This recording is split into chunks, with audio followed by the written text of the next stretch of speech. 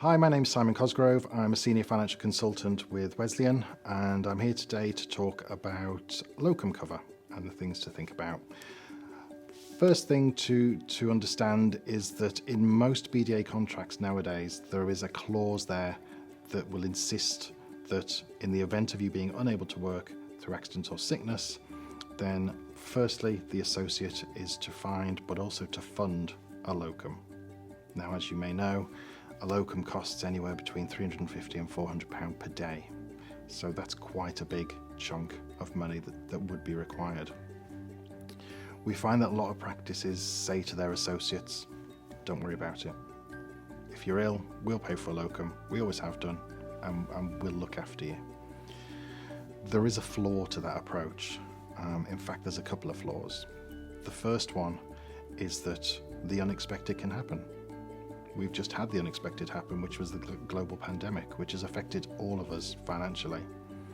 So if a practice suddenly finds itself up against it financially and an associate is unable to work, what we may find is the practice can turn around because it's in the contract and say to the associate, I'm sorry, contractually it's down to you to pay for the locum. And then, as well as being unable to work through sickness, you've then got the financial worry of paying for a locum or finding the money to pay for a locum. And if you're going to be off for a while, that could really add up to a substantial amount. The other thing to think about from the contract side of things is the employment status of dentists. So at the moment, the vast majority of associates are self-employed. And HMRC have looked at this situation over the years on and off, and considering whether dentists are self-employed or maybe they're employed. They go to the same place every day. Most of their equipment is provided for them. Some of them, if they work for the NHS, have got a pension scheme provided for them as well. So there's lots of clues there that HMRC can say, are you really self-employed?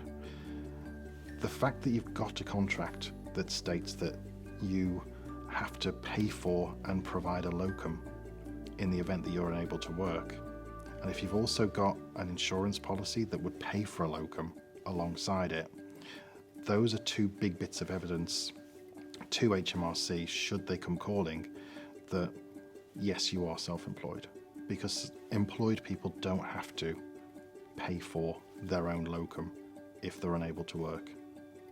So it is essential to think about this, and it is the practices trying to keep their associates happy and maintain the best associates with them saying, we'll look after you. But the implications of them doing that is that HMRC could say, well, if they're going to look after you if you're unable to work, well, that's an employer-employee relationship. So consequently, you must be employed. The implications both to the practice and the associate could be huge, because if an associate is suddenly deemed to be employed by the Inland Revenue, then the practice would suddenly have to pay employer national insurance. The tax rates would change. They'd have to pay employer NHS pension contributions or workplace pension contributions if they're not in the NHS pension scheme. And also it would affect the tax status of the associate as well. So there's huge implications. So it's really important to think carefully and have a look at your contract, see what it says about providing a locum, and seriously consider some sort of insurance policy or some sort of backup plan that if you can't work, that you have something that's there to pay for a locum.